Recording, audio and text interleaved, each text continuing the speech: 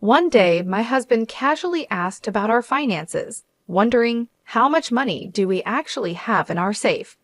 I laughed and guessed probably around $700,000 in total. However, the very next day, when I returned home, I found a signed divorce document on the living room table. Both my husband and the safe had disappeared. My name is Olivia, and at 56 years old, I am a hardworking housewife who still puts in diligent hours at my job. My passion for saving money was instilled early by my mother, who opened a savings account for me when I was a child. She taught me that each deposit would make the balance in my bank book grow, an idea I found incredibly appealing. Starting with just $1, I was thrilled to see my savings increase bit by bit as the interest accumulated, even if it was just a few cents each year. This early joy blossomed into a lifelong love for finance, guiding me to a career as a financial planner specializing in asset management. During college, a friend came to me with news about an old childhood friend, Scott, who was struggling with gambling debts and the financial burdens left by his parents. Intrigued, I agreed to meet Scott to offer some guidance. He was a charming man with an engaging smile. Despite his financial woes, there was something quite endearing about his troubled look.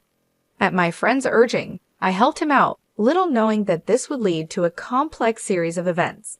Looking back, I might have had a small crush on Scott, but I could never have predicted the twists and turns that followed.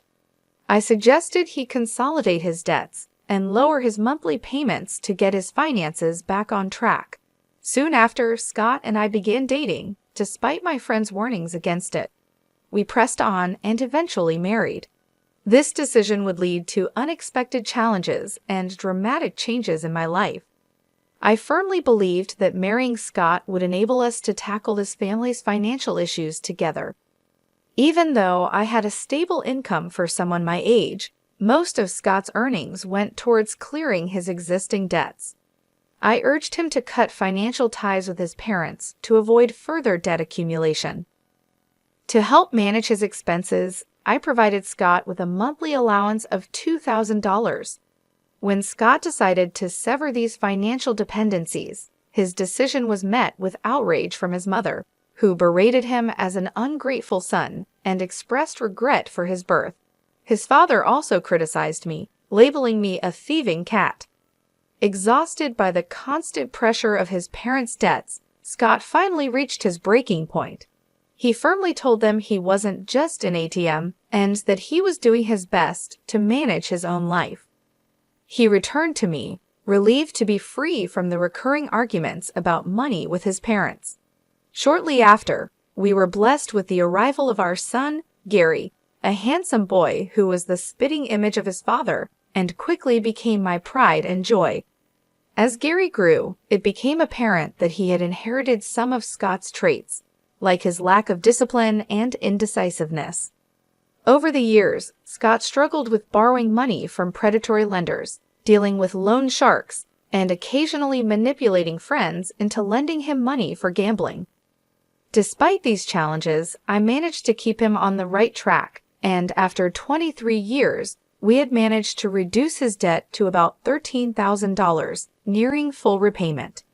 However, a significant turning point occurred when Scott received a call that his father had collapsed and was hospitalized. Scott left work early and sent me a message apologizing for breaking our promise to avoid contact with his parents. He explained that his father had suffered a minor stroke. While it wasn't life-threatening, it was serious enough that he should not overexert himself. Scott expressed his desire to stay with his parents for a while to offer support during this difficult time. Despite my offer to join him, Scott insisted that I stay focused on my work and avoid the potential for mistreatment from his parents. This decision marked a poignant moment in our lives as we navigated the complexities of family obligations and personal commitments. I had provided Scott with some extra funds to help with hospital visits, anticipating that his parents might be struggling with medical bills. Since then, Scott began visiting his parents more often, each visit costing between $450 to $650 from my pocket. It appeared that my in-laws were facing financial hardships and depended on Scott for support.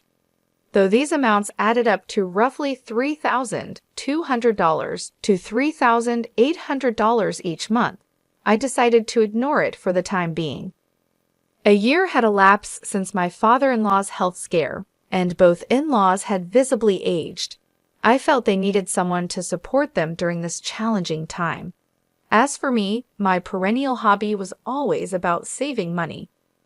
One day, while I was pulling out my bank book from the safe with a smile, Scott, who usually paid little attention to my financial habits, curiously asked, "Hey, how much money do we actually have in that bank account you always look at so happily?" I casually replied, "It's about $700,000 now."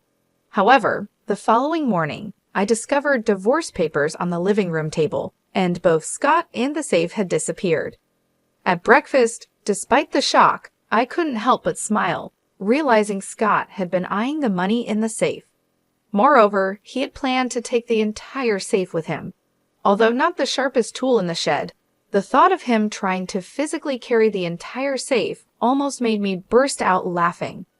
In our home, we have a red cat named Bella, and we installed a pet camera to watch her adorable antics, which brought joy to my days. During lunch breaks, I would tune in to watch the camera, finding delight in Bella's endearing behavior. One day, as I turned on the camera, an unexpected scene unfolded in our living room on a weekday. My in-laws and my husband Scott were having a surprising conversation. They marveled at the nice house Scott was living in and praised what they thought was his excellent salary. Scott's father, with a hint of pride, mentioned his own decent earnings, but lamented that I controlled it, leaving him with just a $2,000 allowance.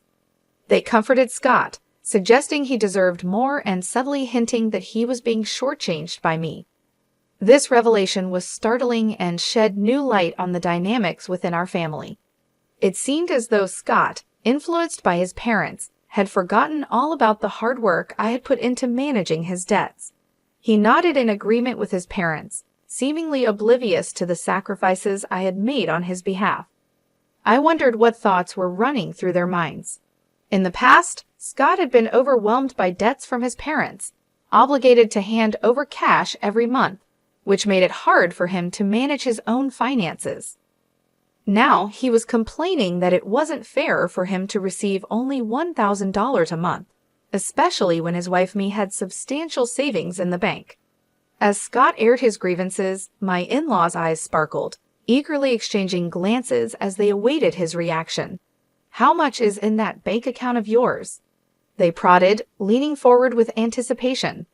"Last I checked, I think it was around $510,000, or maybe $610,000, Scott responded vaguely. They pressed further, questioning whether that money rightfully belonged to him. Despite the considerable effort I had invested in reducing his debt from nearly $430,000 to just $15,000, it seemed that Scott's perspective had been swayed by his parents. His easygoing and indecisive nature, despite his charm, led him to side with their views. Witnessing this conversation through the pet camera, with my hard-earned savings potentially at risk, left me utterly devastated. Tears streamed down my face as I sat at my work desk, watching the scene unfold on my phone. I had been diligently managing our living expenses from Scott's income, allocating most of it to repaying his debts. The realization that all the efforts to secure our financial future were being undermined by his parents' manipulation was heart-wrenching. Despite providing Scott with a $1,000 monthly allowance from my own earnings and explaining this arrangement to him, it seemed as if he had forgotten everything over the past 23 years. I had given myself to him unreservedly, but the current circumstances left me feeling desolate and pitiful. My heart ached as though I was drowning in my own sorrow, and I felt as if I was on the verge of breaking. Nevertheless, I made sure to record their conversation and sent the footage to my son. Overwhelmed by the emotional strain, I left work early that day, seeking solace at my usual bar, where I shared my woes with the bartender. His gentle words of comfort helped me, and in that moment, any lingering affection and intoxication for my husband dissipated. I expressed my thanks to the bartender and looked forward to a more hopeful encounter in the future. After leaving the bar, I returned home with renewed determination. In my study, I contemplated how to retrieve the bank book that was hidden inside the safe, a daunting task. But I was ready to devise a plan to prove that underestimating me was their mistake. It was clear that gathering evidence was the first crucial step. I diligently monitored the pet camera daily, and to my dismay, more unsettling truths began to emerge. My husband was bringing a young woman into our home during what were supposed to be his work hours, treating her as if she were a regular guest, approximately 2 times a week. Witnessing my husband's infidelity crushed any remaining desire for tranquility during my moments of watching our cat, Bella, who also seemed distressed and began to avoid the area. This betrayal not only ruined my cherished relaxation time, but was also an unforgivable act of deceit. Determined to seek justice, I vowed to take stern action against them. One day, while monitoring the pet camera from work, I discovered it wasn't just the young woman causing trouble. My in-laws had returned to our house. I overheard them plotting, "Is everything arranged to take that bank book from Olivia?" They asked each other with sly grins. This revelation fueled my resolve. I was more determined than ever to protect my interests and show them that I was not someone to be trifled with. The next steps were clear: safeguard my assets and confront the betrayal head-on. I responded with confidence when my father-in-law expressed concern about the weight of the safe, offering to help. I assured him that I could handle it, knowing well that my husband, Scott, though handsome, wasn't the sharpest. In my heart, I resolved to outmaneuver these people who were scheming at such depths. I imagined using the funds from the bank book to go to a casino as a family and rebuild our lives. Despite a pang of guilt about using Olivia's savings, my in-laws had convinced Scott that their actions were justified for his happiness. They urged him to swiftly divorce the woman he was seeing and leave the divorce papers on the table, eagerly anticipating the money from the bank book and the arrival of his new wife. Scott reluctantly agreed, and their unsettling plan began to unfold. Back at my office desk, sipping coffee, I recorded the scene unfolding on my phone screen. Oddly, I found myself somewhat understanding of their motives, realizing the extent they would go for money. Yet, I was no longer upset or sad. Instead, I felt a burning determination to give them a taste of their own medicine. The day finally came when my husband inquired about the money in the passbook kept in the vault. Casually, I informed him that it contained about $500,000. The next day, upon returning home, I discovered a signed divorce paper in the living room, and both my husband and the vault were gone. Smirking over breakfast, I acted swiftly. I filed the divorce papers and reached out to my son Gary immediately. "Your father finally took the vault," I told him. "I can't believe he actually managed to carry it. It's so heavy." This ironic twist, while frustrating, was also a vindication of sorts. I was ready to start the next chapter, free from deceit and manipulation, armed with the truth and a clear conscience. After informing my son Gary about the unfolding situation with my husband, Scott, Gary suggested that it might be time to finally cut ties with him. He questioned whether Scott had managed to take everything from the vault.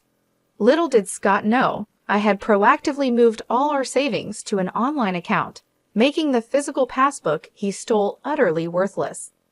Gary advised me to consider filing a police report and strongly recommended hiring a competent lawyer. Feeling grateful for his advice, I decided to sever my legal and emotional ties with Scott. I reached out to a lawyer, one who came highly recommended by my trusted private investigator. Exasperated yet determined, I handed over the recordings from our pet camera, which captured all of Scott's and his parents' underhanded discussions and actions. I provided these to both the police and the lawyer, eagerly awaiting their response to the clear evidence of deceit. Shortly after, Scott, in a state of panic, called me. He was frantic, questioning why the passbook was empty and where the $500,000 had gone. I refused to engage with him directly. Calm and collected, I instructed him to communicate through my lawyer if he had any questions or concerns, and then I blocked his number to prevent any further direct contact.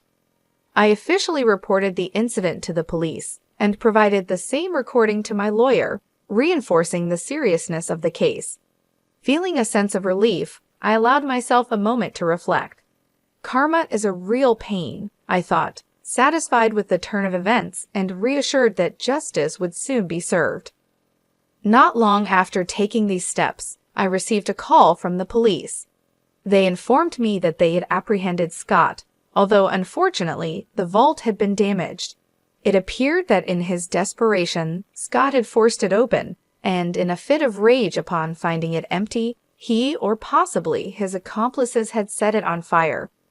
The contents inside, though mostly old papers and some personal effects, were completely destroyed. Despite it being his first criminal offense, the nature of Scott's actions breaking into a safe attempted theft and property damage meant that he spent several days in police custody. His parents, who were implicated in the planning, but not the direct action, were released but given a stern warning by the authorities. After his release, Scott's desperation spiraled further out of control. He broke into our former residence, demanding entry and claiming that everything was just a small prank. He insisted that we were still married, causing a significant scene that alarmed the neighbors and required police intervention once again. This final act of desperation by Scott only underscored the necessity of the precautions I had taken. It was clear that I had made the right decision to protect myself legally and financially. The entire ordeal was emotionally draining, but also a powerful reminder of my own resilience. I had managed to stay one step ahead throughout this tumultuous period, safeguarding not only my financial assets, but also my peace of mind. Now, as I looked forward to a quieter, more stable future, I felt a profound sense of closure and readiness to move forward. The tumult of the past months had been challenging, but it reaffirmed my capabilities and strength. I was ready to rebuild, focusing on my well-being and that of my son, free from the deceit and manipulation that had marred my previous life with Scott. After the latest incident involving my ex-husband, I didn't hesitate to act swiftly. I immediately called the police, and he was taken into custody once again. Following this, I contacted my lawyer to begin the legal proceedings necessary to obtain a restraining order against him and to explore the possibility of seeking compensation for the emotional distress caused by his infidelity and the subsequent chaos he brought into our lives. Although I had reservations about the feasibility of securing financial support from his economically strained family, I was resolved to pursue alimony. To my surprise, shortly after initiating these proceedings, his mistress transferred $18,000 in alimony. However, their relationship faltered soon after the vault incident. As the money depleted, so did their commitment to each other. It became painfully clear that my ex-husband, his parents, and his mistress were all struggling to keep their financial heads above water. My ex-husband, who was nearing retirement, unfortunately lost his job amidst this turmoil. His parents, trying to scrape by, found low-paying jobs in cleaning services, but were barely managing to make ends meet. Meanwhile, despite his efforts working 3 part-time jobs, my ex-husband's ongoing gambling addiction continued to undermine any semblance of financial stability. In light of these challenges, I stood firm on my alimony demands. I instructed my lawyer to convey a clear message. Real apologies must be demonstrated through actions, not just empty words. If they truly regretted their actions, they needed to show it tangibly, which in this context meant financially. Despite the opportunities I had offered my ex-husband to clear his debts and start anew opportunities he squandered under the influence of his gambling-addicted parents, I found myself reflecting on my own financial security. The $700,000 I had saved was the fruit of a lifetime of diligent saving and wise financial management. Realizing the importance of enjoying life while securing my future, I decided it was time to focus on personal fulfillment. I took pleasure in the simple joys of life, such as updating my bank book. I'd also opened a new bank account, ensuring better management and security of my finances.